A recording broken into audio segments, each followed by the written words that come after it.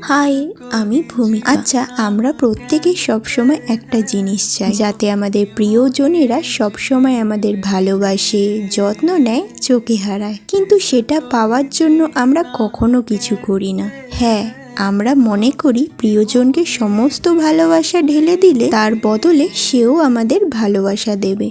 কিন্তু এমনটা সবসময় হয় না, জানো তো। কাউকে তোমায় ভালোবাসানোর জন্য সর্বপ্রথম তোমাকে নিজেকে ভালোবাসতে হবে। ওই যে কথায় আছে না, to fall in love with yourself is the first secret to your happiness. ভালোবাসার মানুষটাকে নিজের ভ্যালু বোঝানোর জন্য মাঝে মাঝে ডিস্টেন্সটাও কিন্তু জরুরি। যে কোনো সম্পর্কে ছোটোখাটো ঝামেলা ঝগড়া হওয়া তো স্বাভাবিক, তাই বলে সেটাকে আঁকড়ে ধরে ঘরে বসে থাকবো, কান্নাকাটি করব, তার কোনো মানেই হয় না। একটা কথা মাথায় রেখো, নিজের সম্মানটা কিন্তু সবার আগে।